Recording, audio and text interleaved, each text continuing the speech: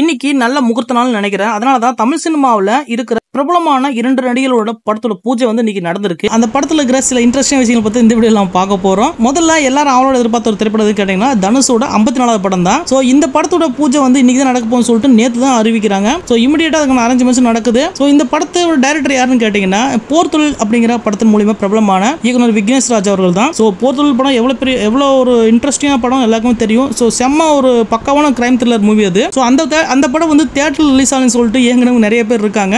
தனுஷ் கூட வந்து ஒர்க் பண்ண போறான்னு சொன்ன உடனே இந்த படத்துக்கான எதிர்பார்ப்பு அதிகமா இருந்துட்டு இருந்துச்சு. சோ ஆரம்பத்துல D54 அப்படிங்கிற ஒரு போஸ்டரோட இந்த படத்தோட ஒர்க் ஸ்டார்ட் ஆகுது. சோ அப்படியே கொஞ்ச நேரம் கழிச்சு பாத்தீங்கன்னா இந்த படத்தோட டைட்டில் வந்து பாத்தீங்கன்னா அப்படியே ரிவீல் பண்றாங்க. சோ அது என்னன்னு கேட்டீங்கன்னா அறுவடை அப்படிங்கிற ஒரு டைட்டில் தான் இந்த படத்தோட டைட்டில் சொல்லியிருக்காங்க. காரணம் என்னன்னு கேட்டீங்கன்னா OTT தளங்களுக்கு வந்து ரைட்ஸ் விற்கும் பொழுது அவங்க டைட்டிலோட சேர்த்து தான் நீங்க வந்து சேல் பண்ணுவாங்க. சோ அதனாலதான் என்னமோ தெரியல இந்த படத்தோட டைட்டில் வந்து அவங்க சர்ப்ரைஸா வச்சிருந்தாங்க. இருந்தாலும் பாத்தீங்கன்னா ஆட்டோமேட்டிக்கா அது வெளியில வந்துருச்சு. சோ இப்போ இந்த படத்தோட ஒர்க் வந்து சீக்கிரம் ஸ்டார்ட் ஆக போகுது. அது மட்டும் இல்ல இந்த படம் 2026 ரிலீஸ் ஆக போகுதுன்னு சொல்லியிருக்காங்க. சோ கண்டிப்பா வெயிட் பண்ணி பார்க்கலாம். ஏன்னா தனுஷோட நடிப்பா இருக்கட்டும், இந்த விக்னேஷ் ராஜோட டைரக்ஷனா இருக்கட்டும், சோ ரெண்டுமே வந்து பாத்தீங்கன்னா ஒரு வேற லெவலான காம்போ தான் எதிர்பார்க்கலாம். இந்த படத்துல நடிக்க போற மற்ற நடிகர்களை பத்தி அறிவிப்பு கூடி சீக்கிரம் வரப்போகுது. அடுத்ததான் அப்படி இந்த பக்கம் பாத்தீங்கன்னா நடிகர் கார்த்தியோட 29வது படமான மார்ஷல் படத்தோட பூஜை வந்து இன்னைக்கு நடந்திருக்கு. சோ இது இந்த படத்தோட டைரக்டர் யாருன்னு கேட்டீங்கன்னா டானாக்காரன் படத்தோட மூலமா பிரபலமான இயக்குனர் தமிழ் அவர்கள் தான். அது மட்டும் இல்ல ஜெய்பீம் படத்துல ஒரு நல்ல ஒரு கேரக்டர் பண்ணியிருந்தாரு. சோ இவருடைய படத்தோட போஸ்டர் வந்து பாத்தீங்கன்னா ரொம்ப நாளைக்கு முன்னாடியே ரிலீஸ் பண்ணிட்டாங்க. ஆனா சர்தார் 2 படத்தோட ஷூட்டிங்ல வந்து கார்த்தி அவர்கள் பிஸியா இருந்ததுனால இந்த படத்தோட ஒர்க் ஸ்டார்ட் பண்ண முடியல.